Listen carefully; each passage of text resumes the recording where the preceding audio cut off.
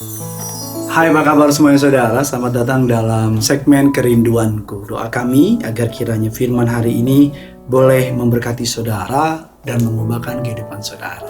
Sebelum kita masuk lebih dalam kebenaran firman Tuhan, mari sama-sama kita mau tundukkan kepala, kita mau bersatu di dalam doa.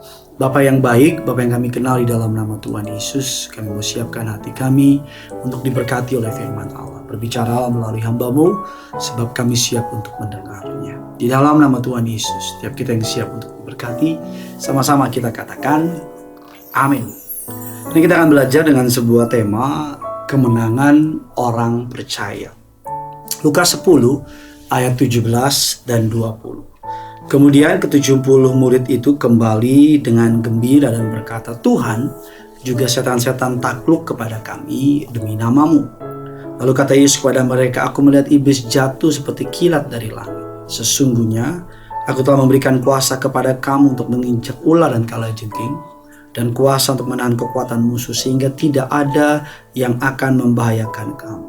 Namun demikian, janganlah bersukacita karena roh-roh itu takluk kepadamu, tapi bersukacitalah karena namamu ada terdaftar di surga. 12 rasul yang mengikuti Yesus, kalau boleh dibilang adalah gambaran dari para hamba Tuhan, orang-orang yang mengikuti Yesus. Dan ke-70 murid yang kita lihat tadi adalah gambaran dari jemaat. Ayat ini menggambarkan sebuah kemenangan yang luar biasa, di mana iblis hancur, jatuh seperti kilat yang jatuh dari langit. Tetapi hari-hari ini kita tahu bahwa kebanyakan justru anak-anak Tuhan yang jatuh. Kebanyakan justru banyak hamba Tuhan yang jatuh, bukan iblis yang jatuh. Apa gunanya gereja yang megah kalau umatnya justru diperdaya oleh setan? Apa gunanya gereja yang besar kalau pendetanya justru diperdaya oleh setan? Nah, ayat yang baru kita baca tadi, kita mendapat gambaran bahwa ketika orang benar percaya kepada Yesus, dan ketika orang benar menggunakan potensi atau kuasa yang diberikan kepada Yesus, maka tidak ada kuasa yang dapat mengalahkan kita, karena Allah ada di dalam kita. Alkitab katakan bahkan Tuhan bilang nama kita terdaftar dalam kerajaan surga karena kemenangan yang Tuhan berikan. Oleh karena itu, beberapa kebenaran yang perlu kita mengerti, kita pahami. Mengapa kemenangan orang percaya perlu kita hidupi dan perlu kita jalan dan perlu kita percaya. Yang pertama, karena iblis tidak dapat mengalahkan kuasa darah Yesus. Wahyu 12 ayat yang ke-11, dan mereka mengalahkan dia oleh darah anak domba dan oleh perkataan kesaksian mereka. Karena mereka tidak mengasihi nyawa mereka sampai ke dalam maut. Kuasa darah Yesus mengalahkan musuh kita yang paling besar, namanya iblis. Kuasa darah Yesus membuat saudara dan saya berkemenangan. Kalau kita mundur beberapa ribu tahun yang lalu dalam kisah kita Keluaran 12, ketika Allah menjalani seluruh tanah Mesir, seluruh anak sulung bahkan binatang sulung pun mati, dibunuh oleh yang namanya malaikat pencabut nyawa. Alkitab mengatakan siapa yang mereka ada tanda darah di pintu kanan rumahnya, tanda darah. Di kiri kanan tengah, kalau saudara lihat dalam gambaran kiri kanan tengah, itu gambaran dari cross, gambaran dari salib. Yang ada tanda darah, Alkitab mengatakan rumah yang ada tanda darah dibebaskan dari yang namanya kuasa-kuasa kegelapan. Di seluruh Mesir ada teriakan tangisan, tapi di Goshen, tempat di mana orang Israel tinggal, yang ada hanya sukacita.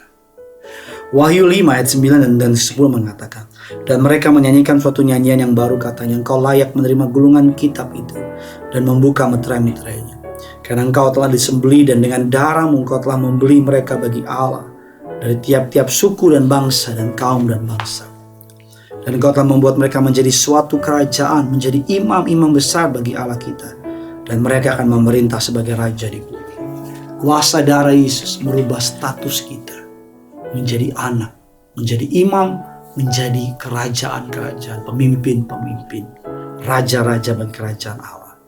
Yang kedua, bagaimana kita bisa meraih kemenangan kita? Mengapa kita bisa meraih kemenangan kita? Karena iblis tidak dapat mengalahkan mereka yang tunduk kepada Allah. Yakobus 4 ayat yang keempat dan 7. Hai kamu orang-orang yang tidak setia, tidakkah kamu tahu bahwa persahabatanmu dengan dunia adalah permusuhan dengan Allah? Jadi barang siapa hendak menjadi sahabat dunia ini, ia menjadikan dirinya musuh Allah. Janganlah kamu menyangka bahwa kitab suci tanpa alasan berkata, roh yang ditempatkan Allah di dalam diri kita diingininya dengan cemburu. Ayat yang ketujuh, karena itu tunduklah kepada Allah dan lawanlah iblis, maka ia akan lari kepadamu. Kalau kita tunduk kepada Allah, maka Allah akan mendekat kepada kita. Kalau kita tunduk kepada Allah, maka iblis akan lari dari kita. Orang yang tunduk sadar bahwa dia gak bisa mau dua hati. Orang yang tunduk sadar, dia merendahkan hatinya di hadapan Allah. Yakobus 4 ayat yang ke-10 mengatakan, rendahkanlah dirimu di hadapan Tuhan, ia akan meninggikan kamu. Kemenangan orang percaya, kita mengatakan, ketika kita menyadari bahwa kuasa darah Yesus tidak dapat dikalahkan oleh kuasa apapun juga. Tidak ada yang dapat mengalahkan kuasa darah Yesus. Yang kedua, kita menyadari bahwa iblis tidak dapat mengalahkan mereka yang tunduk kepada Allah. Yang ketiga, kita menyadari iblis tidak dapat mengalahkan mereka yang mengenakan seluruh perlengkapan persenjataan Allah. Akhirnya hendaklah kamu kuat di dalam Tuhan, di dalam kekuatan kuasa-Nya. Kenakanlah seluruh perlengkapan senjata Allah supaya kamu dapat bertahan melawan tipu muslihat iblis. Supaya kamu dapat bertahan dalam segala perkara. Ketika kita mengenakan seluruh persenjataan Allah, Kitab katakan, berdirilah tegak, berikat pinggangan kebenaran, berbaju zirah keadilan, berkasut kerelaan, dalam segala hal menggunakan perisai iman, dan terima ketopong keselamatan dan pedang roh, yaitu firman Allah. Berdiri tegak, bicara gak takut, siap sedia apapun yang terjadi. Berikat pinggang kebenaran, berbicara orang yang menyadari dosanya sudah diampuni. Kebenaran itu mengikat dia untuk tetap berdiri. Berbaju zirah keadilan, bicara mengenai firman Allah yang kita dengar. Status kita dibenarkan oleh kelahiran kita ketika kita percaya kepada Kristus Yesus Tuhan. Dan ketika kita kasut kerelaan, berbicara rela memberitakan Injil kapanpun, dimanapun. Perisai iman berarti kita percaya apa yang firman Tuhan katakan, kita jadikan perisai. Kita mempercayai firman Allah. Ketopong keselamatan adalah menjaga pikiran kita penuhi dengan karya-karya keselamatan Tuhan. Pedang roh adalah senjata kita mengalahkan si jahat. Rasanya di waktu yang singkat ini gak cukup untuk membahas begitu banyak perlengkapan senjata Allah. Tapi satu hal yang pasti, kita sudah menang oleh darah Yesus. Mari, darah Yesus tidak dapat dikalahkan oleh kuasa apapun. Orang yang tunduk kepada Allah tidak dapat dikalahkan oleh iblis.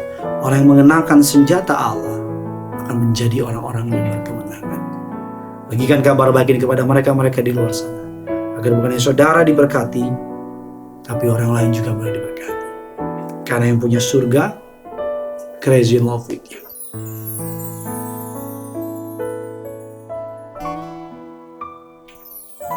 Ku yakin Kau hadir di sini, ku rasakan kuasa yang tak terbatas. Ku yakin Kau nyata di sini, kemenangan terjadi di sini. Ku yakin Kau hadir di sini. Ku rasakan kuasa yang tak terbatas. Ku yakin Kau nyata di sini, kemenangan terjadi. Katakan ku yakin Kau hadir di sini. Ku rasakan kuasa yang tak terbatas. Ku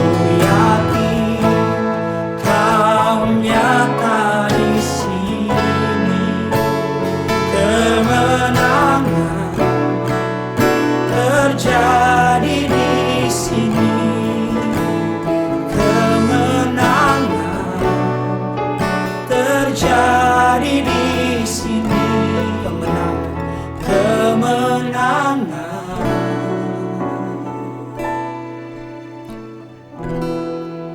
terjadi di sini.